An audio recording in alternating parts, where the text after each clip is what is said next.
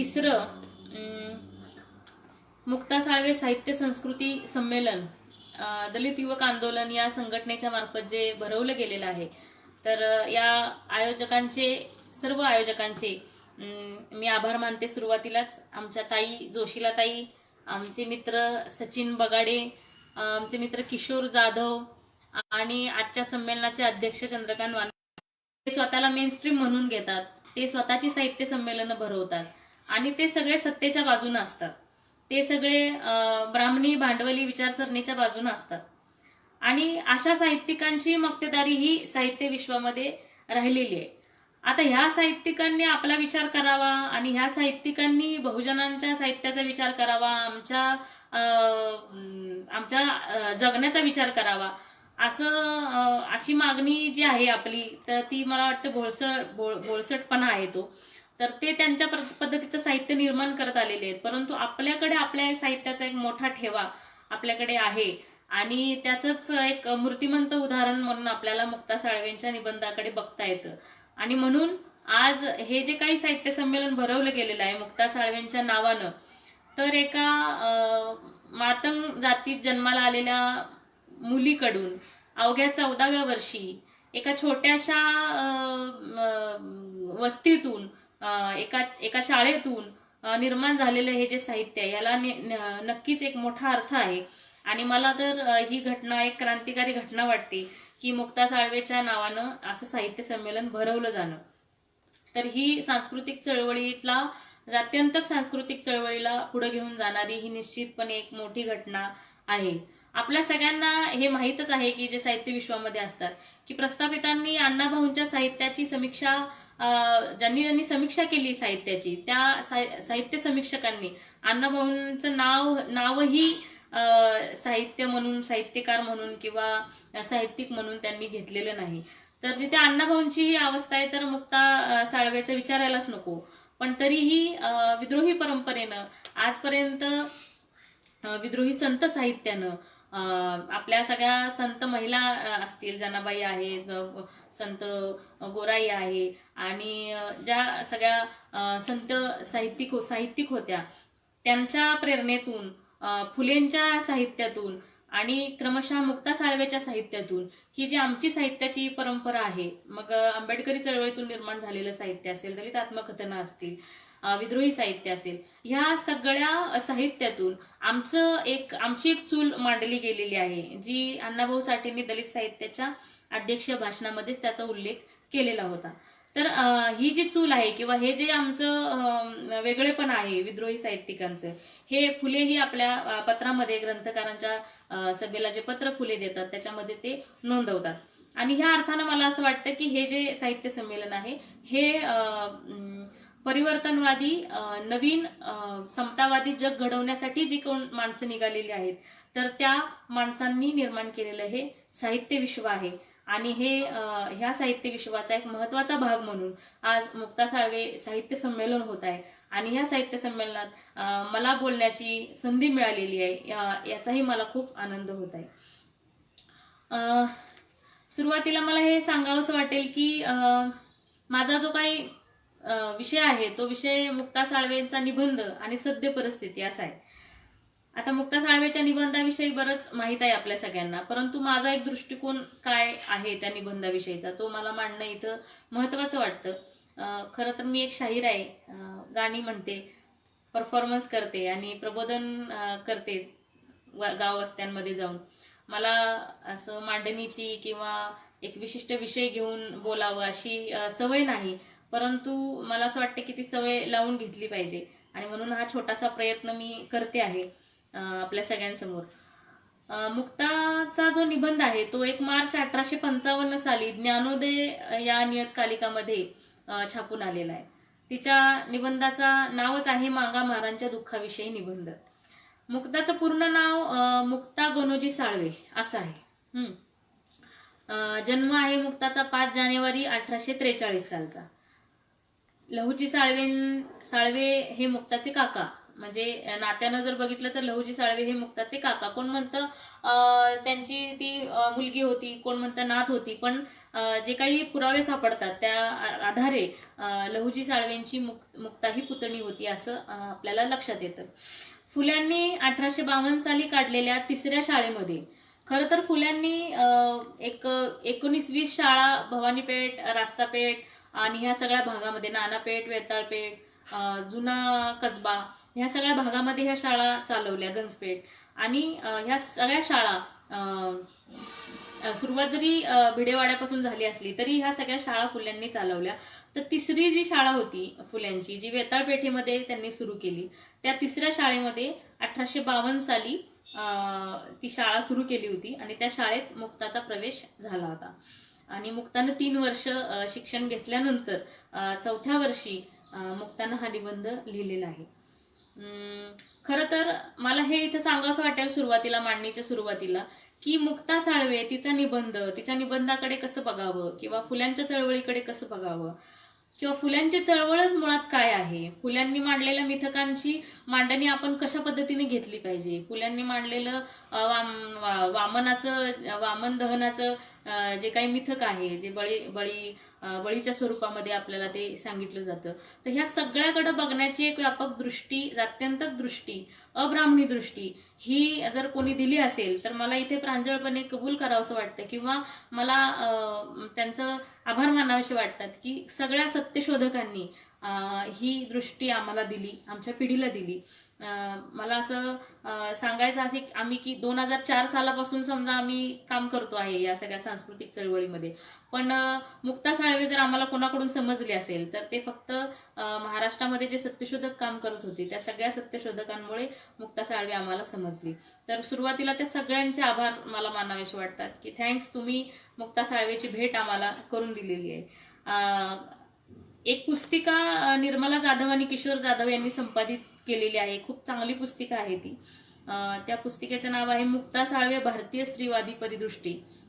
ह्या पुस्तिकेतूनही कॉम्रेड रणजित परदेशी असतील, किशोर जाधव असतील, सचिन गरुड असतील, लुलेकर असतील, ह्या सगळ्यांनी मुक्ता साळवेचा परिप्रेक्ष्य मांडण्याचा प्रयत्न केलेला आहे. आणि त्यासोबतच मला आमच्या मैत्रीण धम्मसंगिनी रमा गोरख यांचंही नाव घ्यावंसं वाटतं की यांनीही मुक्ता साळवेचा एक परिप्रेक्ष्य मांडण्याचा खूप चांगला प्रयत्न केलेला आहे. वानखेडे सरांचं पुस्तक आहे मुक्ता साळवेवर. तर ह्या मला वाटतं की आता अध्यासनाला पण मुक्ता साळवेचं नाव मिळालेलं आहे, मुक्ता साळवेच्या नावानं साहित्य संमेलन होत आहे. तर हे होण्यासाठी, हे दिवस येण्यासाठी ज्या ज्या लोकांनी कष्ट केलेले आहेत त्या सगळ्या लोकांचे आभार मला इथं मानावेसे वाटतात. खरं तर ज्या ज्ञानोदयमध्ये हा निबंध छापून आला त्याचे संपादक होते डॉक्टर सॅम्युअल फेअरबॅक, तर त्यांचे पण मला आभार मानावेसे वाटतात की त्या माणसानं हा निबंध छापला नसता तर कदाचित एवढीही मुक्ता आमच्या समोर आली नसती. आणि म्हणून या सगळ्याच पिढ्यांचे आभार मानून मला पुढे जावंसं वाटतं. बांधवांनो,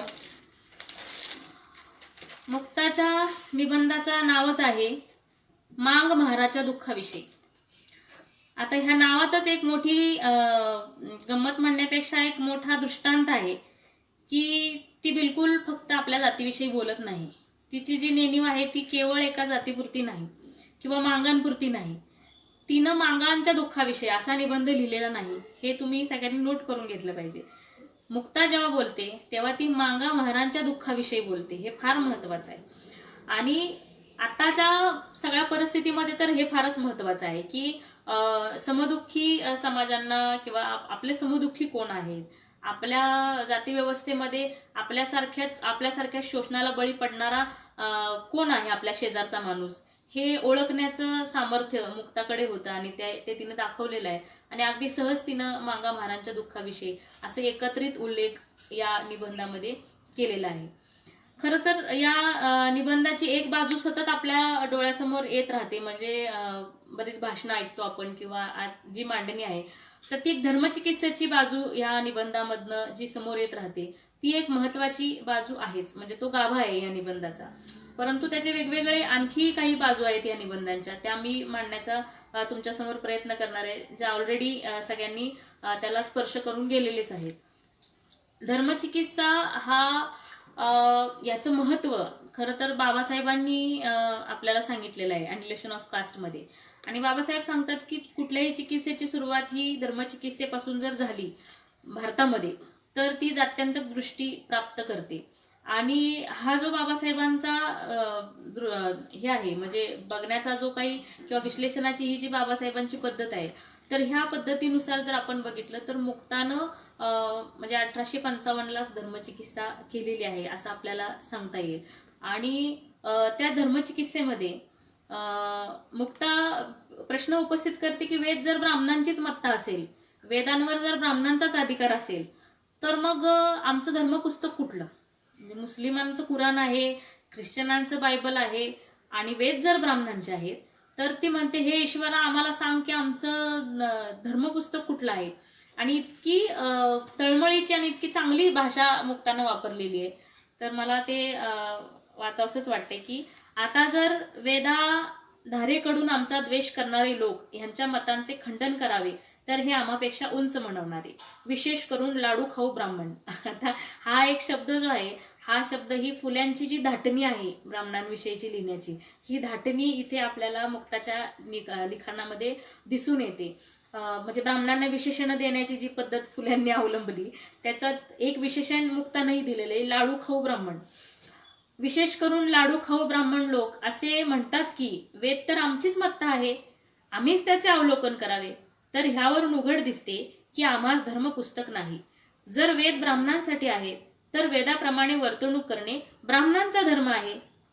जर आम्हास धर्मसंबंधी पुस्तक पाहण्याची मोकळीक नाही तर आम्ही धर्मरहित आहोत असे साफ दिसते की नाही बरे, असा प्रश्नचिन्ह ती विचारते. हर हर. असे वेद की ज्यांचे अवलोकन केल्याने महापातक घडते, म्हणजे ब्राह्मणांच्या मताप्रमाणे महापातक घडते. म्हणजे मुली शिकल्या तर आळ्या पडतात ताटामध्ये, असं जेव्हा रूढ होतं त्याच वेळेला मुक्ता हा प्रश्न विचारते. तर मग त्यांच्या आधारे आचरण केल्याने आम्हाकडे किती मूर्खत्व येईल बरे. म्हणजे जर आम्ही वेदांचं आचरण केलं तर मुसलमान लोक कुराणाच्या आधारेवरून व इंग्रज लोक बायबलच्या आधारावरून आणि ब्राह्मण लोक वेदाधिकाराकडून चालतात, म्हणूनच ते आपापल्या खऱ्या खोट्या धर्माप्रमाणे जास्त कमी आम्हापेक्षा सुखी आहेत असे वाटते. तर हे भगवान, तुझकडून आलेला कोणता धर्म तो आम्हास कळीव, म्हणजे आम्ही सर्व त्यांच्यासारखे रीतीने अनुभव घेऊ. परंतु ज्या धर्माचा एकानेच अनुभव घ्यावा व बाकीच्यांनी खादाडा मनुष्याच्या तोंडाकडे पाहत बसावे, म्हणजे खादाड मनुष्याच्या तोंडाकडे पाहावे व तो त्यासारखे दुसरे धर्म पृथ्वीवरून नष्ट होवत व अशा धर्माचा अभिमान करावा असे आमच्या मतात देखील न येवो. आता ही जी धर्मचिकित्सेची दृष्टी मुक्ताकडे आहे, तिच्या आई वडिलांनी जे काही तिला अनुभव सांगितलेले आहेत, आधीच्या पिढ्यांनी जे काही सोसलेलं आहे त्याच्या आधारे ती लिहिते. आणि मला हे इथे नमूद करावं असं वाटतंय की मुक्ता ही फुल्यांच्या आणि सावित्रीच्या स्कूलमध्ये शिकलेली असल्यामुळे फुल्यांची धर्मचिकित्सेची जी दृष्टी आहे ती मुक्तामध्ये आलेली आहे, हे आपल्याला प्रांजळपणे मान्य करायला लागेल. तुम्ही जर एखाद्या कॉन्व्हेंट स्कूलमध्ये 3रीला जाऊन मुलींना असा निबंध लिहावा असं अपेक्षा कराल तर असं होणे नाही, असं शक्य नाही. तर त्यासाठी जात्यंतक आणि धर्मचिकित्सेची दृष्टी असणारी शाळा असावी लागते. त्यावेळेला 4थ्या वर्षी अशा पद्धतीचा धर्मचिकित्सेचा निबंध लिहिणारी मुक्ता अशा शाळांमधूनच जन्माला येऊ शकते. फुल्यांच्या शाळेत मुक्ता होती म्हणून ते ही लिहू शकली असं माझं मत आहे. पण तरी असंही आहे की मुक्तामध्येही स्वतःमध्ये एक मोठा स्पार्क दिसतो आपल्याला की ती ज्या ठिकाणी उभी आहे, म्हणजे तिचं लोकेशन जे आहे ते फार महत्वाचं आहे. ती एकतर ती स्त्री आहे, त्यात ती दलित स्त्री आहे, त्यात ती मातंग स्त्री आहे, अस्पृश्यतेनं बरबटलेली, अस्पृश्यतेनं हिंडलेली, पिचलेली अशी ती स्त्री आहे. आणि त्या ठिकाणी उभी राहून मुक्ता बोलते, म्हणून तिच्या बोलण्याची जी धार आहे ती धार आपल्याला अधिक जाणवते, हे लक्षात घेतलं पाहिजे. आणि ती म्हणते की आम्ही धर्म नसलेली माणसं आहोत. म्हणजे आता धम्मसंगिनी रमा गोरखांचं याच्यावरचं एक निरीक्षण मला फार महत्वाचं वाटतं की धम्मसंगिनी म्हणतात की बाबासाहेब हे पण फुल्यांचे शिष्य, म्हणजे बाबासाहेबांनी फुल्यांना गुरु मानलं आणि मुक्ता ही फुल्यांना गुरु मानते. तर अशा अर्थानं मुक्ता आमची गुरु बहीण नाही का, असं धम्मसंगिनी जे मानतात ते मला फार महत्वाचं वाटतं. आराध्यांमध्ये गुरुभाऊ गुरु बहीण असं मानण्याची एक पद्धत आहे. तर त्या अनुषंगानं त्या बोलतात असं मला वाटतं की आंबेडकर आणि मुक्ता साळवे तर हे गुरुबंधू गुरुबहीण नाही आहेत का, म्हणजे असं त्यांच्याशी नातं आपल्याला नक्कीच जोडता येईल. आणि हे फार इंटरेस्टिंग आहे, हे मला फार आवडलेलं आहे त्यांचं जे काही विश्लेषण आहे ते मला तुमच्याशी शेअर करावं असं वाटतं. आता खरं तर सद्य परिस्थितीमध्ये जर हा जो धर्मचिकित्सेचा दृष्टिकोन आहे हा जर आपण अवलंबायचा प्रयत्न केला किंवा बघितलं तर आपल्याला असं दिसतं की हा चिकित्सेचा दृष्टिकोन अण्णाभाऊंच्या लिखाणातही आला. हा चिकित्सेचा जो दृष्टिकोन आहे तो अण्णाभाऊंनंतर ज्या काही म्हणजे सुकुमार कांबळे असतील, जी.एस. दादा असतील, दादा कांबळे असतील, आत्माराम चांदणे असतील, एकनाथ आवाड असतील, यांनी या धर्मचिकित्सेला हात घालून धर्माला पर्याय म्हणून त्यांनी धम्माचा अवलंबही केला आणि धम्म चळवळीकडे योगदान दिलेले हे मातंग समाजात जन्माला आलेले कार्यकर्ते आहेत. परंतु त्यांनी या सगळ्या धर्माची चिकित्सा करून मुक्ता साळवेचा जो आव्हान होतं त्या आव्हानाला पेलण्याचं धाडस ह्या लोकांनी दाखवलेलं आहे असं मला अभिमानानं इथं नमूद करावं असं वाटतं. मुक्ताचा आणि अण्णाभाऊंचा एक सामायिक दुवा जो आहे तो आपल्याला असं दिसतो की अण्णाभाऊंनी जे जगबदल घालून घाव सांगून गेले मला भीमराव हे जे गाणं लिहिलं, ह्या गाण्यामध्ये अण्णाभाऊ म्हणतात की गुलामगिरीच्या या चिखलात ऋतून बसला का ऐरावत. म्हणजे हा जो जातीचा आणि जाती व्यवस्थेचा जो चिखल आहे या चिखलामध्ये आपण ऋतून बसलोय. जातीचा अभिमान, परजातीचा द्वेष हे जाती व्यवस्था आपल्याला शिकवते. उच्च जातीयांच्याकडे अहंगंड असतो आणि नीच जातीयांकडे न्यूनगंड असतो. हा न्यूनगंड आणि अहंगंड हे दोन्ही फेकून दिल्याशिवाय जाती व्यवस्था जाऊ शकत नाही, ही समज अण्णाभाऊंच्या लेखनामध्ये आपल्याला दिसते. आणि म्हणून अण्णाभाऊ या सगळ्याच प्रक्रियांना म्हणजे उच्च जातीयांच्या पण आणि निम्न खालच्या जातीच्या पण प्रक्रियेला गुलामगिरी समजतात. आणि गुलामगिरीच्या या चिखलात ऋतून बसला का ऐरावत, अंग झाडून निघ बाहेरी, घे बिनीवरती धाव, सांगून गेले मला भीमराव, असं अण्णाभाऊ सांगतात. धनवंतांनी अखंड पिळले, धर्मांधांनी तसेच छळले, मगराने जणू मानिक गिळले, चोर जाहले साव, सांगून गेले मला भीमराव. मला हा जो दुवा आहे, ही जी साखळी आहे ही फार मला महत्वाची वाटते. आणि सद्य परिस्थितीत ही साखळी तुटत चाललेली आहे का काय असं एक शंका मनामध्ये यायला वाव आहे मला असं वाटतं. आणि ते आपण स्पष्टपणे मान्यही केलं पाहिजे की आपला हा जो संबंध आहे म्हणजे बाबासाहेबांचे गुरु फुले असणे, फुल्यांनी शिवाजी महाराजांची समाधी शोधणे आणि फुल्यांची शिष्य मुक्ता साळवे असणे, मुक्ता साळवेचे काका लहुजी साळवे असणे किंवा लहुजी साळवेंची पुतणी मुक्ता असणे, अण्णाभाऊंनी बाबासाहेबांच्यासाठी गाणं लिहिणे, त्यांना ते अर्पण करणे, आपली कादंबरी जी आहे फकीरा ही बाबासाहेबांना अर्पण करणे, ह्या ज्या साखळ्या आहेत, हे जे दुवे आहेत हे दुवे निखळत चाललेत की काय असं थोडंसं वाटतं आहे मला. असं वाटतं की हे दुवे निखळले जाऊ नयेत, हे दुवे अधिक घट्ट झाले पाहिजेत. तरच आपल्याला आपला एक इतिहास परंपरा आणि आपली एक वारस जो काय आहे, आपला वारसा जो आहे आपला, तो आपल्याला नीट सांगता येईल. दुसरं एक महत्वाचं मला वाटतं की मी जसं म्हटलं की फक्त धर्मचिकित्सेवर भर दिलेला नाही मुक्ता साळवेंनी, तर स्त्रियांच्या प्रश्नांवर खूप चांगलं मुक्ता साळवे बोलतात. मला ते हे माझ्या फोन मधला अखंड, तर स्त्रियांच्या प्रश्नांवर मुक्ता साळवे खूप छान बोलतात की त्या म्हणतात की अस्पृश्य स्त्रिया ह्या कशा वेगळ्या आहेत आणि त्यांची दुःखही वेगळी आहेत. म्हणजे त्या म्हणतात की आमच्या गरोदर बाया, आमच्या बाळंतीण बायका, त्यांच्या डोक्यावर छप्पर नाहीये आणि अशा वेळेला त्यांना बाळंत रोग झाला, अशा वेळेला त्यांना ज्या वेदना होतात त्या तुम्ही समजू शकता काय. आणि आमची जी अस्पृश्यतेमुळे अर्थार्जनाची अडचण झालेली आहे, तर ही अर्थार्जनाची अडचण आम्हाला किती हाल अपेष्टा सोसाव्या लागतात ह्यासाठी, ह्याची तुम्हाला जाणीव आहे काय, असं मुक्ता प्रश्न जेव्हा विचारते तेव्हा ती केवळ म्हणजे अस्पृश्यतेला केवळ ती एक सामाजिक प्रश्न म्हणून बघत नाही, तर अस्पृश्यतेला ती एक म्हणजे अस्पृश्यतेमुळे जी आर्थिक अडचण झालेली आहे किंवा आर्थिक कुचंबना झालेली आहे तर ह्याच्याकडे पण ती आपलं लक्ष वेधत असते. जेव्हा ती आमच्या बायका असं म्हणते, मुक्ता जेव्हा निबंधामध्ये आमच्या बायका असं म्हणते, तेव्हा ती अस्पृश्य स्त्रिया आणि सवर्ण स्त्रिया ही दरी फुल्यांप्रमाणेच अधोरेखित करत असते असं माझं मत आहे. खरं तर मुक्ताचाच सूत्र पकडून आत्ता स्त्रीवादी विश्वामध्ये जो काही मला वाटतं एजन्सीचा आणि आपलं म्हणणं आपण अधिकपणे प्रभावीपणे मांडण्याचा हा जो मुद्दा समोर आलेला आहे त्याची सूत्र मुक्ताच्या निबंधामध्ये आपल्याला सापडतात. आणि फुल्यांची शिष्य असल्यामुळे फुल्यांचा जो एक अखंड आहे तो मला इथं फार महत्त्वाचा वाटतो. आणि त्यातनं आपल्याला असं दिसतं की फुलांची दृष्टी कशी म्हणजे किंवा मुक्ता आणि फुले हे एकाच बिंदूवर कसे बोलतात. तर मुक्ता जेव्हा म्हणते की आमच्या स्त्रियांचे प्रश्न वेगळे आहेत आणि आमच्या स्त्रिया ह्या कशा मरतात, आमच्या स्त्रियांचे हाल कसे आहेत, ह्याच्यावर बोलताना फुलांचा एक अखंड इथं तुम्हाला सांगते. फुले म्हणतात की उरा पोटावर पाण्यास वाहती, कचरा घाली ती शेणामध्ये. काय करतात आमच्या बायका? उरा पोटावर पाण्यास वाहती, कचरा घाली ती शेणामध्ये, कासोटा घालून शेण तुडविती, कासोटा घालून शेण तुडविती, गोवऱ्या थापिती उन्हामध्ये, चोपाळी बसून भटणीच्या परी, मौज नच मारी छायेमध्ये. आमच्या बायका कष्ट करतात, आमच्या बायका शेणात मुतात असतात आणि आमच्या बायकांना चोपाळी बसण्याची, झोपाळी बसण्याची संधी नाही आहे, हे फुले सांगण्याचा प्रयत्न करतायत. अशा उद्योगीस म्हणे कुळंबीनं, अशा उद्योगीस म्हणे कुळंबीनं, भटाधनीपण ज्योती म्हणे.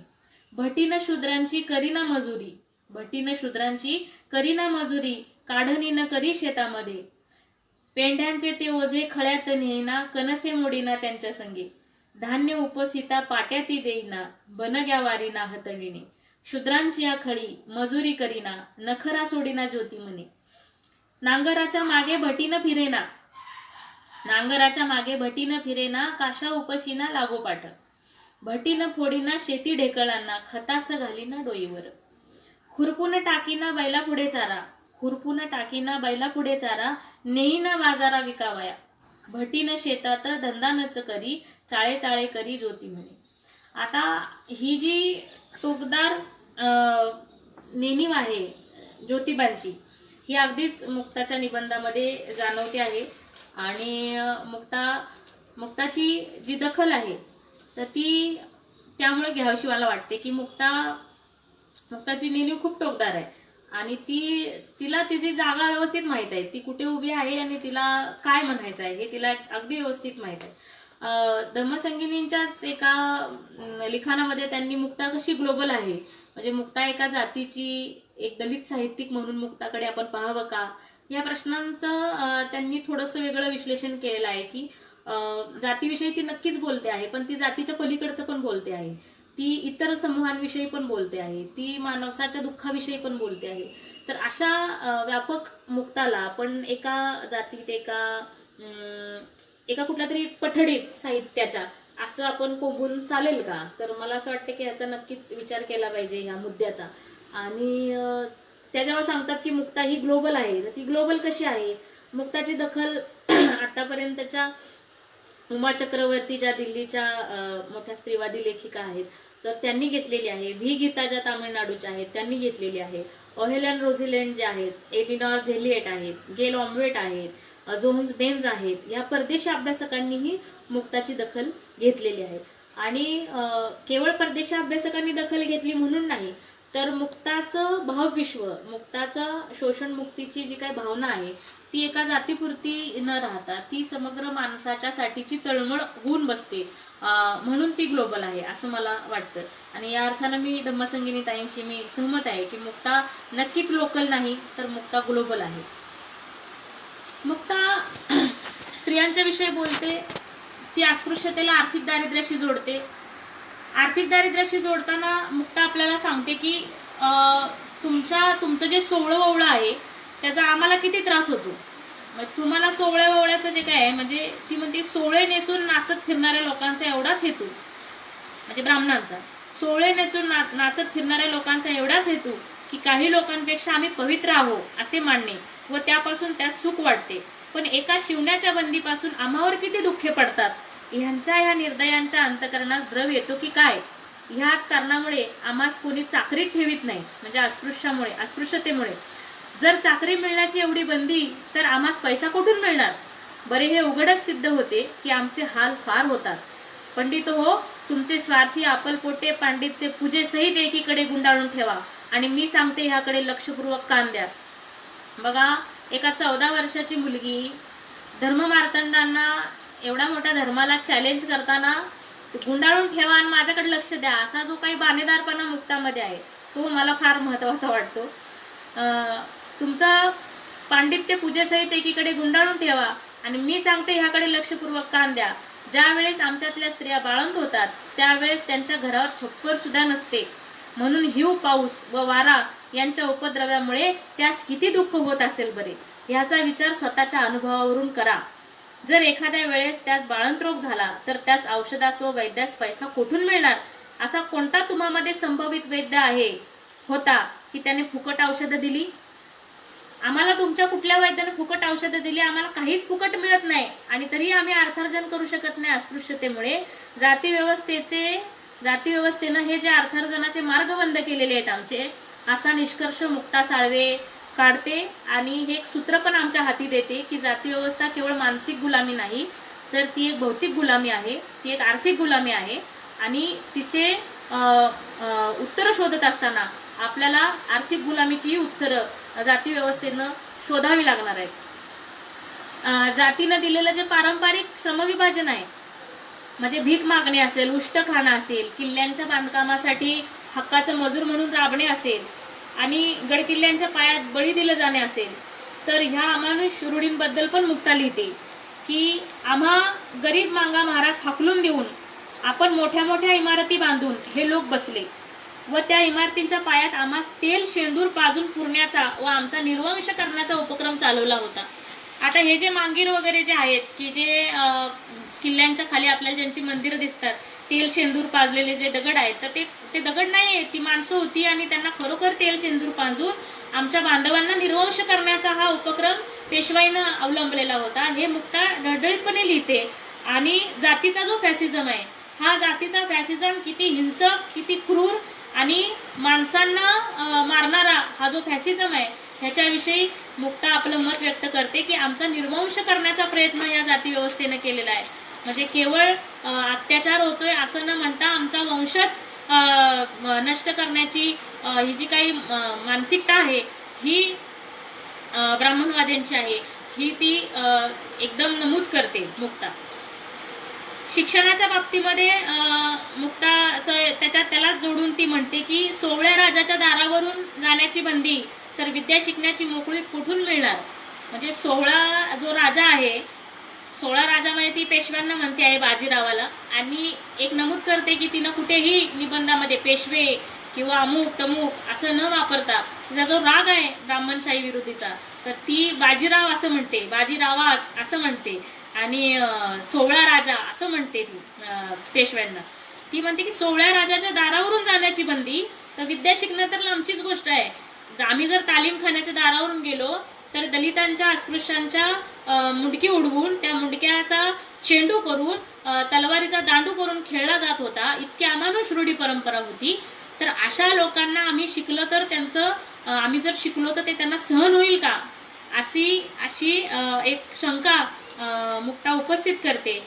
आणि मला तर असं वाटतं की ही जी भीती आहे मुक्ताच्या मनामध्ये, तर विद्यार्जन आणि विद्यार्जनाच्या आधारे अर्थार्जन ही जी सांस्कृतिक आर्थिक सत्ता ब्राह्मणांच्या हातात होती, तर ही सत्ता हे सगळं करायला भाग पाडते.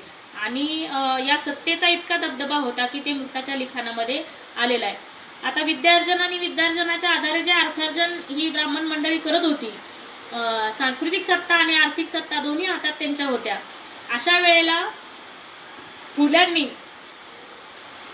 मनुस्मृतीच्या ह्या सगळ्या कायद्यांना झुगारून फुल्यांनी पहिल्यांदा या सांस्कृतिक सत्तेला आणि या आर्थिक सत्तेला, यांच्या राजकीय सत्तेला सुरुंग लावलेला आहे, हे आपण लक्षात घेतलं पाहिजे.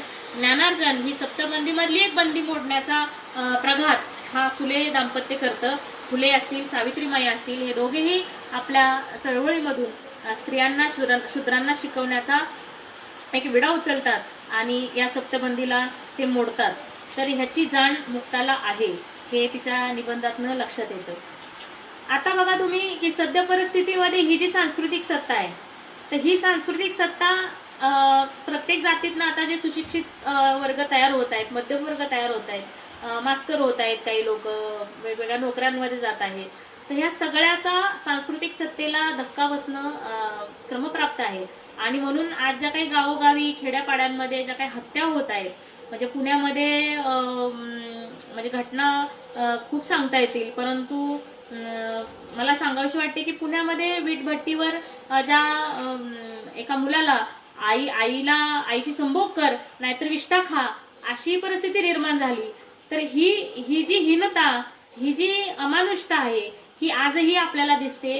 म्हणजे त्यावेळेला चेंडू करून मुंडक्याचा चेंडू करून खेळत होते आणि आज म्हणजे आज त्याच्यामध्ये त्याचं स्वरूप बदललेलं आहे, परंतु हत्या होत आहेत, माणसाचं माणूस पण नाकारलं जात आहे आणि अमानुषपणे माणसाला वागणूकही दिली जात आहे.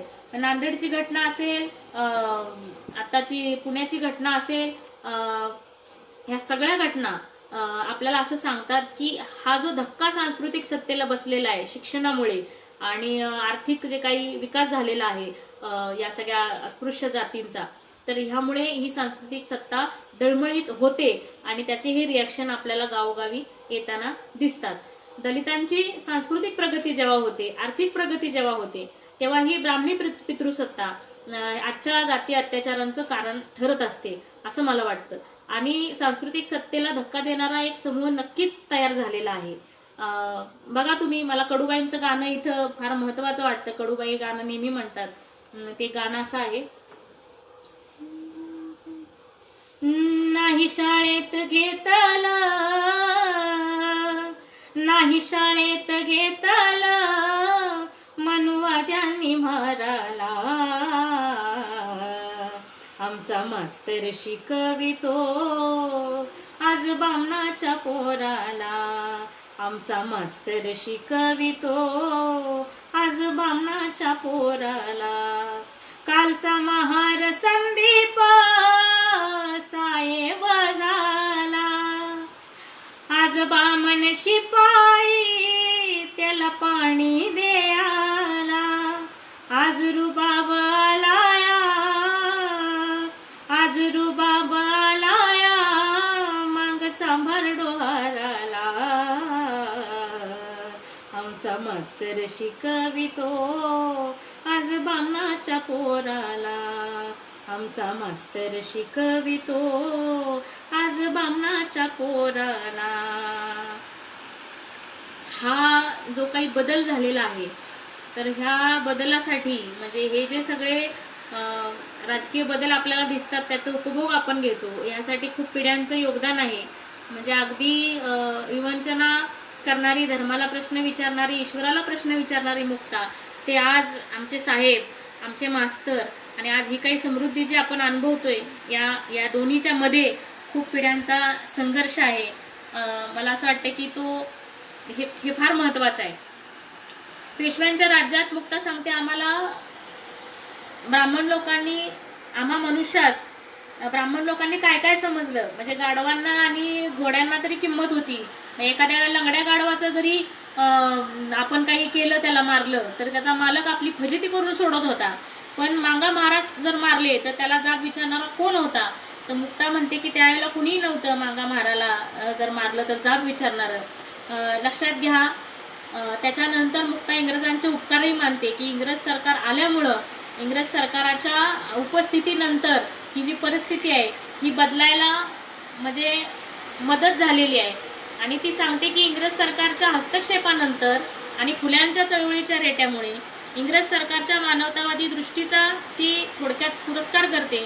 सतीबंदी असेल, किल्ल्याच्या पायात घालण्याची बंदी झाली, पांघरून कसलं पांघरावं हे सुद्धा धर्मानं म्हणजे ठरवलेलं होतं. बारीक काठाचं जर पांघरून कोणाकडे असेल तर ते चोरलेलंच आहे म्हणून त्या मागा महारांना उचलून त्यांना हजेरी लावत होते. 3-3 थुंकण्याची सुद्धा बंदी. अशा अमानुष अत्याचार जेव्हा बघितलेले होते मुक्ताच्या पिढ्यांनी, त्यावेळेला त्याच्यानंतर इंग्रजांनी केलेल्या ह्या सुविधा ह्या त्यांना कधीही खूप चांगल्याच वाटणार आहेत. त्यांना त्या जणू काही त्यांच्यासाठी तो देवच होता इंग्रज, असं असणं हे काही गैर नाही आणि ते वाटणं साहजिक आहे असं मला वाटतं. तसं ते मुक्तालाही वाटलेलं आहे. फुल्यांच्या चळवळीनंतर इंग्रजांनी ज्या काही सुधारणा केल्या तिकडे औद्योगिक क्रांत्या झाल्या होत्या. लक्षात घ्या, याचं जागतिक मूल्यमापन असं करू शकतो आपण की आपल्या देशामध्ये अजूनही लोकशाही क्रांती झालेली नाही आणि तिकडे ज्या भांडवलदारी लोकशाही क्रांत्या झाल्या त्यातनं जे काही लोकशाहीचं मूल्य त्यांच्या समोर आलं, त्यातनं त्यांनी काळ्यांच्या ज्या चळवळी झाल्या, काळ्यांच्या चळवळींच्या नंतर त्यांना जे काही मानवी अधिकार मिळाले, मतदानाचे अधिकार मिळाले, ते आपल्याला भारतीय संविधानामध्ये बाबासाहेबांनी सहजच दिलेले आहेत. म्हणजे लोकांना लढून मिळालेत ते अधिकार, आपल्याला ते असे राज्यघटनेतनं आंदोलन मिळालेले आहेत. त्याचं मूल्य अजून भारतीय समाजाला कळालेलं नाही.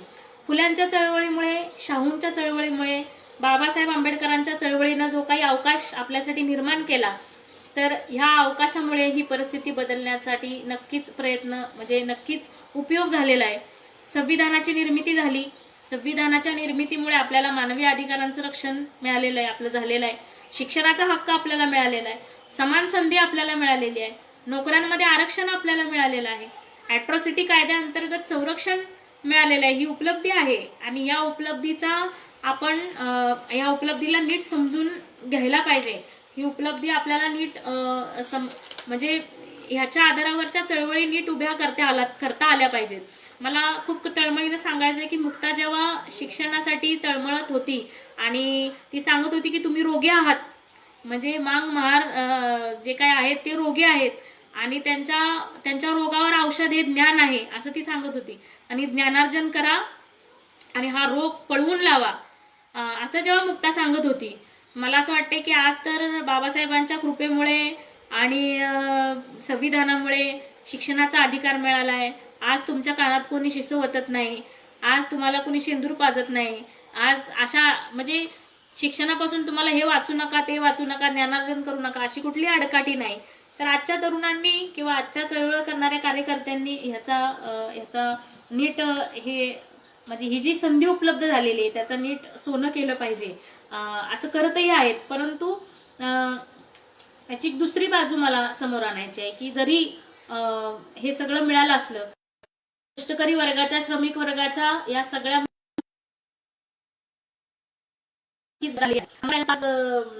नाश सुरू केलेला आहे शासनानं. असंघटित क्षेत्रातल्या कामगारांचं तर काही विचारूच नका. म्हणजे त्यांचं काही कॉग्निजन्सच नाही, ते माणसंच नाहीत. त्यांनी लाखोंनी उठायचं आहे आणि चालत निघायचं आहे, हजारो किलोमीटर चालायचं आहे, रस्त्यात बाळंत व्हायचं आहे, मरायचं आहे. जेवण मिळालं तर खायचं आहे, नाही मिळालं तर मरायचं. अशा पद्धतीनं या माणसांना आपण सोडून दिलेलं आहे या राज्यव्यवस्थेनं. अशी परिस्थिती आहे. त्यामुळे सगळंच काही आलबेल आहे असं म्हणणं पण मला योग्य वाटत नाही. म्हणून आपल्या समोरचे जे प्रश्न आहेत, जसे धर्मचिकित्सा हा जसा महत्त्वाचा प्रश्न आहे, तसं शिक्षणाच्या क्षेत्रामध्ये हे जे काही खाजगीकरण होत आहे, नोकऱ्यांच्या संदर्भामध्ये जे काही खाजगीकरण होत आहे, बेरोजगारी प्रचंड प्रमाणात आहे. तुम्ही जर बघाल आजही मातंगांच्या वस्त्या बघा, जा नानापेठेमध्ये, भवानी पेठेमध्ये, रास्तापेठेमध्ये, ज्या वस्त्यांमध्ये फुल्यांनी काम केले त्या वस्त्या आजही बघा तुम्ही जाऊन.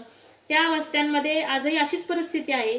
प्रचंड बेरोजगारी आहे, अंधश्रद्धा आहे, लोकांच्या हाताला काम नाही, जगण्याची दृष्टी नाही. काय करायचं जगून? समजा शेतकरी सकाळी उठू शकतोय, सकाळी 7 वाजता शेतकऱ्यांना उठायचंय, तर त्याच्या डोळ्यासमोर असतं की मला शेतात जायचंय. 6 वाजता उठून मी काय करीन? तर मी शेतात जाईन. आता दलितांना, त्या अस्पृश्यानं, त्याला काही शेत नाही, त्याला ना नोकरी, त्याला काही नाही, त्यानं 6 वाजता उठून काय करायचंय? असा मला प्रश्न विचारणारे तरुण आहेत की आम्ही 6 वाजता उठून काय करायचंय? आम्हाला जाऊन काय कुठं नांगर धरायचा आहे का? आम्हाला कुठं नोकरीला जायचंय? तर ही परिस्थिती लक्षात घ्या. म्हणजे हा जो म्हणजे फुल्यांनी जे काही 6 शत्रू सांगितले, त्यात आळस आणि ह्या सगळ्या दारिद्र्य, हे सगळे शत्रू सांगितले, पण त्याची भौतिक रियालिटी पण आपण बघितली पाहिजे की कामच नाही, बेरोजगारी इतक्या प्रमाणामध्ये आहे, गावाकडे जमिनी नाहीत, कशावर काम करायचंय? दुसऱ्याच्या शेतात तर जातोच आहे आम्ही कामाला, दुसऱ्यांच्या तर बांगलायला आम्ही जातोच आहे, धुनी भांडी करायला जातोच आहे, पण आम्हाला स्वतःचा रोजगार नाही, आम्हाला स्वतःच्या जमिनी नाहीत, आम्ही कशावर नांगर धरायचा आहे? तर हे खूप महत्त्वाचे प्रश्न आहेत आणि हे प्रश्न आमच्या पिढ्यांनी लढवण्याचाही प्रयत्न केला. गायरान जमिनीचे खूप मोठे लढे देण्यात आले, रिपब्लिकन चळवळीने दिले. त्यानंतर एकनाथ आव्हाडांनी गायरान जमिनीचा प्रश्न लढवला होता. तर ह्या प्रश्नांना पुन्हा एकदा तरुण पिढीनं भिडलं पाहिजे, नव्यानं सामोरं गेलं पाहिजे, हे मला फार महत्त्वाचं वाटतं. तर ह्या सगळ्या अवकाशाचा म्हणजे आपल्याला जी काही संसदीय लोकशाहीचा अवकाश मिळालेला आहे, या अवकाशामध्ये आपण हे सगळे लढे उभे केले पाहिजेत. आपल्या पाठीशी संविधान आहे, या संविधानाचा म्हणजे आता संविधानही संकटात आहे, अशा वेळेला आपल्याला आपल्या जनचळवळींचा जो रेटा आहे तो वाढवला पाहिजे. आणि मुक्ताच्या निबंधामध्ये तिने जे प्रश्न उपस्थित केलेत की अंधश्रद्धा आहे, धर्माच्या बाबतीतला प्रश्न आहे, शिक्षण आहे, स्त्रियांचे प्रश्न आहेत, आर्थिक दुर्भिक्ष आहे, ह्या सगळ्याचा सध्या परिस्थितीमध्ये काळ बदललाय, प्रश्न तेच आहेत, लक्षात घ्या. तर प्रश्न तेच आहेत, पण नव्या काळाची नवी उत्तरंही शोधावी लागतील. आणि नव्या काळाच्या नव्या प्रश्नांना भिडण्यासाठी, बदललेल्या प्रश्नांना भिडण्यासाठी आपल्याला आपल्या म्हणजे महामानवांच्या खांद्यावर नक्कीच उभं राहावं लागेल. पण आपल्या डोळ्यानं पण काही प्रश्न आपल्याला बघता आले पाहिजेत. असं करून आपल्याला मुक्ताचा निबंध जो काही आहे तो सद्य परिस्थितीत आपल्याला मार्गदर्शक ठरू शकतो, ठरतो आहे. आणि एक मोठी दिलेली आहे ज्याच्यावरून आपल्याला चालता आलं पाहिजे. काही कसा आहे का, हा जो संघर्ष आहे गावागावांमध्ये किंवा आता तो शहरांमध्येही आलाय, आता तो सुशिक्षितांमध्येही आलाय, आता शिकलेल्या माणसांना हार मांग असा जो संघर्ष आहे, हा संघर्ष आता आपण किती दिवस लढवणार आहोत. म्हणजे सत्ताधाऱ्यांना जे वाटतं की ह्या दोन जातींमध्ये सतत संघर्ष राहिला पाहिजे आणि या दोन जातींनी लढलं पाहिजे, भांडलं पाहिजे. खरं तर सुकुमार कांबळेंच्या भाषेत कोणाचा बांध रेटलेला नाही. म्हणजे त्यांच्याकडेही खूप मोठी जमीन आहे, शेती ना आमची जमीन आहे, दोघांचा बांध रेटला असं काही झालेलं नाही. भरपूर म्हणजे आता पूर्वाश्रमी जे महार होते त्यांनी आता बौद्ध धर्म स्वीकारलेला आहे. पण तशी परिस्थिती, आर्थिक परिस्थिती ही मातंगांची आणि बौद्धांची फार वेगळी आहे, खालच्या स्तरावरची, झोपडपट्ट्यांमधली, गावांमधली असं नाही. तर हे समदुःखी असणारे ह्या ज्या जाती आहेत ह्या भांडत बसलेल्या आहेत. बाबासाहेब मोठे की अण्णाभाऊ मोठे असे काही चर्चा सुरू होतात. लहुजींना का मानायचं, मुक्ता साळवेला आम्ही का मानायचं, असे प्रश्न उपस्थित होत आहेत. ह्या प्रश्नांची उत्तर देण्यासाठी नाही, परंतु ही प्रतीक, ह्या प्रतीकांचा विचार आपल्याला नक्कीच करावा लागणार आहे आणि मला ते फार महत्वाचं वाटतं. तर मला असं वाटतं की ह्या सगळ्या परिप्रेक्ष्यामध्ये आता खरं तर वॉल्टेअरचं एक वाक्य आहे, मी लिहिलं होतं इथे, कि वॉल्टर म्हणतो, उन बेवकूफों को आजाद करना मुश्किल है जो अपनी जंजीरों से मोहब्बत करते हैं. आता आपली जे आहेत ह्या बेड्या नीट ओळखता आल्या पाहिजेत. जाती जाती अंतर्गत भांडण लावणे, जाती अंतर्गत तेढ निर्माण करणे ही सुद्धा एक प्रकारची बेडीच आहे. ही तोडता आली तर आपल्याला नक्कीच मुक्ताच्या भावनेशी सहमत होता येईल, जी मुक्ताची भावना आहे. बाबासाहेब तेच सांगतात, गुलामाला गुलामीची जाणीव करून द्या म्हणजे तो बंड करून उठेल. आणि सगळ्यात महत्वाचं मला धम्मसंगिनीचं एक वाक्य फार आवडतं. ती असं म्हणते की अभ्यासाशिवाय चळवळी म्हणजे आंधळ्यांची जत्राच नुसती. म्हणजे आता हे आपल्या सगळ्यांनाच, म्हणजे माझ्यासहित सगळ्या प्रबोधनकारांना लागू होतं, सगळ्या कार्यकर्त्यांना लागू होतं, सगळ्या नेत्यांना लागू होतं. जर आपल्याला आपल्या प्रतीकांचा आपली प्रतीकं नीट जात्यांतक ब्राह्मणी पद्धतीने उभी करता आली नाही तर आपला पराभव निश्चित आहे. पण जर आपण ती उभी केली आणि ती जर जनमानसामध्ये रुजवण्यात आपण जर यशस्वी झालो तर आज जे काही संघ परिवाराचे आणि उजव्या छावणीचे जे प्रयत्न सुरू आहेत, लहुजींना पळवायचं, शिवाजीला पळवायचं, तर हे पळवापळवीचे प्रयत्न आपण हाणून पाडू शकतो. मुक्ताला पळवताच येत नाही कारण मुक्तानं लाडू खाऊ ब्राह्मण म्हणूनच ठेवलेलं आहे, त्यामुळे मुक्ताला पळवणं अवघड आहे. पण लहुजींची सुटका करावी लागेल. माझं तर असं म्हणणं आहे की लहुजींच्या नावानं तालमी आहेत सगळीकडे, निश्चित चांगलं आहे. पण मुक्ताच्या नावानं आपण मुक्ताच्या ज्ञान तालमी किंवा विद्या तालीम असं का काढू शकत नाही? आपण काढायला पाहिजे आणि वस्त्यांमध्ये मुक्ताच्या नावानं पण तालमी व्हायला पाहिजेत असं माझं मत आहे. सचिन माळेंचं एक मत आहे होते, तर हे फार महत्वाचं आहे आणि आजच्या कार्यकर्त्यांनी यातनं खूप शिकण्यासारखं आहे की ह्या सगळ्यांचा आदर्श आपण घेऊ शकतो की आपापल्या जातींमध्ये, आपापल्या शेजाऱ्या पाजाऱ्यांमध्ये प्रबोधन करून मुलामुलींना जात्यंतक बनवणे, शिक्षणाचं महत्त्व समजून सांगणे आणि खास करून आपल्याला जे गुन्हेगारी प्रवृत्तीकडे नेणारे जे एलिमेंट्स आहेत, म्हणजे ऑलरेडी आपल्या पिढ्यांनी खूप हाजऱ्या दिल्या जातात, आता हजेरी द्यायचीच बंद करून टाकायला पाहिजे. आपण हजेरी द्यावीच लागली नाही पाहिजे आपल्याला. म्हणजे आपण गुन्हेगार जात म्हणून कितीतरी वर्ष आपल्या पिढ्यांनी आपले सहन केलेलं आहे. तर आताची जी मुलं आहेत ही दुसरी तिसरी पिढी असेल जी ग्रॅज्युएट होते, नोकरदार होते, तर ह्या पिढ्यांना माझं कळकळीचं सांगणं आहे की यांनी खूप अभ्यास करावा, सामाजिक जाणीव ठेवावी आणि आपल्या समाजासाठी, आपल्या श्रमिकांसाठी, गरिबांसाठी जी काही कणव आहे ती कणव आपल्या अंतरी ठेवावी आणि त्या दृष्टीनं त्यांनी काम करायला पाहिजे असं मला वाटतं. मुक्ताच्या निबंधामध्ये सगळ्यात महत्त्वाचा गाभा काय असेल तर मला तो स्वाभिमान आहे असं वाटतं. मुक्ता स्वतःच्या स्वाभिमानासाठी खूप आग्रही आहे आणि ती सांगते की आमचा स्वाभिमान दुखावला जातोय, आम्हाला तुम्ही मारताय, आमचा स्वाभिमान दुखावतोय, आम्हाला अर्थार्जन होत नाहीये, आमचा स्वाभिमान दुखावतोय, तुम्ही आम्हाला धर्म नाकारलेला आहे, आमचा स्वाभिमान दुखावतोय. तर ही जी स्वाभिमानाची लढाई आहे, तर एक प्रसंग आहे, तुम्ही वाचते थोडासा आणि मग आपण शेवटाकडे जाऊया. मला वाटतं की माझी वेळ पण संपत आलेली आहे, पण मी वेळ तर आता संपत आली आहे, पण एक प्रसंग छोटासा वाचते आणि मग एक गाणं घेते आणि मग शेवटाकडे जाऊ. हे बघा, हा फार महत्त्वाचा प्रसंग आहे की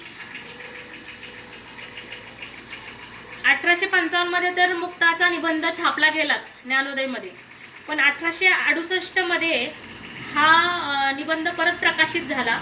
पुणे शहराचे वर्णन या ग्रंथामध्ये नावी जोशी यांनी हा निबंध परत छापला. एक मिनिट. तर हा निबंध परत पुन्हा प्रकाशित झाला. पुणा कॉलेजचे प्राचार्य, सहकारी शिक्षा मंडळाचे प्रमुख व फुले यांच्या शैक्षणिक कार्याचे हितचिंतक मेजर कँडी यांच्या अध्यक्षतेखाली विश्रामबाग वाड्यात आयोजित केलेल्या ज्योतिरावांच्या एका सत्कार समारंभात किमान 3,000 लोकांच्या उपस्थितीत मुक्ताने हा निबंध वाचला होता. त्यावेळी कँडी यांनी तिचे कौतुक केले व तिला चॉकलेट देऊ केले. आता चॉकलेट एवढा शब्द फक्त लक्षात ठेवा, मी त्याच्यावर बोलणार आहे. त्यावेळी कँडी यांनी तिचे कौतुक केले व तिला चॉकलेट देऊ केले. तेव्हा तिने बाणेदारपणे, सर आम्हाला चॉकलेट नको, वाचनालयाची सोय करून द्या, अशी मागणी केली. तर मला फार प्रामाणिकपणे असं सांगावंसं वाटतं की हे जे चॉकलेट होतं ते काही आमिष नव्हतं, पण तरी एका कौतुकाच्या ह्यानं वगैरे त्यांनी ते दिलं असेल कँडीनी. पण मुक्ता इतकी बाणेदार होती की तिनं सांगितलं की मला चॉकलेट देऊन काय मला गप्प करू नका, आणि मी काही चॉकलेटवर समाधान मानणारी मुलगी नाही, तर मला माझ्या समाजासाठी वाचनालय हवे आहेत, असं तिनं ते सांगितलं.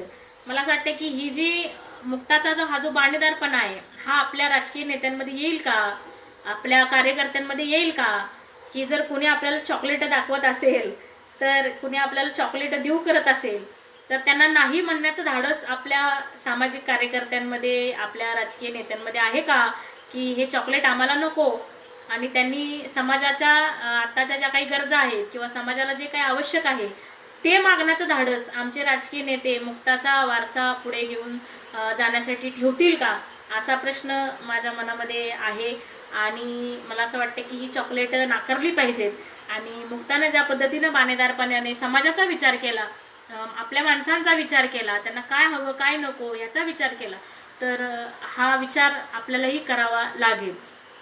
बांधवांनो, खरं तर म्हणजे मुक्ताला समजून घेण्यासाठीचं जे काही प्रगल्भता आहे किंवा जे काही भावविश्व आहे, ते थोडासा मी प्रयत्न केलेला आहे त्याच्या जवळ जाण्याचा.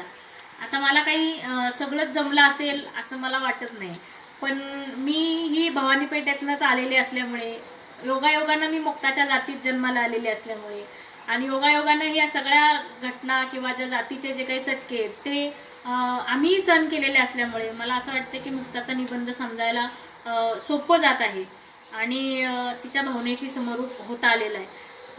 मी माझ्या पद्धतीनं सध्याच्या परिस्थिती आणि मुक्ताच्या निबंधाचा आढावा घेण्याचा प्रयत्न मी केला आहे. तो तुम्हाला किती भावला किती नाही भावला मला सांगता येणार नाही, पण याच्यामध्ये जे काही योग्य वाटलं असेल ते संशोधकांचं, अभ्यासकांचं आणि माझ्या मागच्या पिढ्या ज्या सगळ्या खपलेल्या आहेत त्यांचं आहे, आणि जे काही तुम्हाला अयोग्य वाटलं असेल ते वैयक्तिकरित्या माझं आहे असं तुम्ही समजू शकता. तर मला असं वाटतं की हा विषय मी मांडण्याचा प्रयत्न केला आहे. मी मुक्ता साळवेंवर एक गीत लिहिण्याचा प्रयत्न केला आहे. म्हणजे ह्या जन्मशताब्दीमध्ये आम्हाला ते गीत आणायचं होतं नवयान महाजलशाला. ते थोडंसं सादर करते आणि माझ्या विषयाचा मी शेवट करते. हे जरा मला एक 2-3 गाणी आम्ही ह्या सगळ्या विषयाला धरून आम्ही केली होती मागच्या वर्षी. एक आहे मांगाना आता जागावं, लहुजीवानी वागावं, मुक्तावानी वागावं, किंवा लहुजी लहुजी बोले ज्योतीला, शिकव माझ्या लेकीला, आणि मुक्ताचं एक गाणं मी केलेलं आहे, ते मी थोडंसं तुमच्यासमोर सादर करते. तोडले सप्तबंदीला, तोडले सप्तबंदीला, जुलमी धर्माला दिले आव्हान. तोडले सप्तबंदीला, जुलमी धर्माला दिले आव्हान. मुक्तान गिरविला धडा, रूढीला तडा, रंगले इतिहासाचे पान, रंगले इतिहासाचे पान. तोडले सप्तबंदीला, स्वातंत्र्य कशाला हवे, स्त्रियांनी गुलाम राहावे. शिक्षणाच्या गंगेतल, पाणी उच्च जातीनं प्यावे. तोडले अशा नियमाला, त्या सावित्रीनं फातिमान. मुक्तान गिरविला धडा, रूढीला तडा, रंगले इतिहासाचे पान, रंगले इतिहासाचे पान. धमकीला नाही घाबरले, मृत्यूला कधी ना डरले. करुणी धर्म चिकित्सा, ते सत्य शोधक ठरले. ज्योती सावित्रीचं रक्षण केलं निकषून, त्या लहुजीनं. मुक्तान गिरविला धडा, रूढीला तडा, रंगले इतिहासाचे पान, रंगले इतिहासाचे पान. तोडले सप्तबंदीला, पुण्याची ती गंजपेठ, बहुजनांचं विद्यापीठ. खुला केला पाण्याचा हौद, भरले अस्पृश्यांचे माठ. सावित्रीच्या संगतीनं लढा देऊन, त्या ज्योतिबानं. मुक्तान गिरविला धडा, रूढीला तडा, रंगले इतिहासाचे पान, रंगले इतिहासाचे पान. तोडले सप्तबंदीला. लहुजी, मुक्ता ही लहुजींची पुतणी आहे, तर यालाही एक अर्थ होता. आणि म्हणून लहुजींच्या बाबतीमध्ये आता तरुणांमध्ये जी काही परिस्थिती आहे, तर लहुजींच्यासाठी आम्ही एक सत्यशोधक लहुजी सांगणारं एक गाणं आम्ही लिहिलं होतं. ते असं होतं, थोडं थोडं मी फक्त घेते. लहुजी, लहुजी, लहुजी बोल ज्योतीला, शिकव शिकव माझ्या लेकीला. हाय मी तुझ्या साथीला, र जागव या मातीला. हाय मी तुझ्या साथीला, र जागव या मातीला. लहुजी, लहुजी, लहुजी बोल ज्योतीला. दुसरे एक गाणं आम्ही लिहिण्याचा प्रयत्न केला होता. द्यावदानजी, सुटल गिऱ्हाणजी, द्यावदानजी, सुटल गिऱ्हाणजी. जिन गुलामीच हे त्यागाव, मागान आता जागाव, अन लहू जीवानी वागाव. मागान आता जागाव, लहू जीवानी वागाव. लहू ज्योतीचा, ज्योतीचा पाठी राखा जीरजी. घेतो समतेच्या, समतेच्या नभाका. ज्ञानबंदी उठवली लेका, त्यानं पत्करून धोका, त्यानं पत्करून धोका. वारसा म्हणाजी, जीव की प्राणजी. वारसा म्हणाजी, जीव की प्राणजी. भान साऊ ज्योतीकड मागाव, मागान आता जागाव, लहू जीवानी वागाव. मुक्ताचा सवाल काय, अजून समजला का नाय. माग उगाच उगाच करतोय वाय, धर्मवाद्यांच्या वाद्यांच्या पाठी जाय. वाट सोडाजी, ऋतुला गाडाजी. वाट सोडाजी, ऋतुला गाडाजी. अंग झाडून बाहेर निघाव, मागान आता जागाव, अन मुक्तावानी वागाव. मागान आता जागावन मुक्तावानी वागावं. जय लहुजी, जय मुक्ता, जय भीम. बांधवांनो, आता नंतर जे काही कलापथक सादर करणार आहे धुळ्याचं, त्यांना शुभेच्छा. शाहिरी जलसा होणार आहे आणि कवी संमेलनालाही शुभेच्छा. आणि या सांस्कृतिक साहित्य संमेलनात मला सामील करून घेतलं म्हणून पुन्हा एकदा आयोजकांचे आभार व्यक्त करते आणि थांबते. धन्यवाद.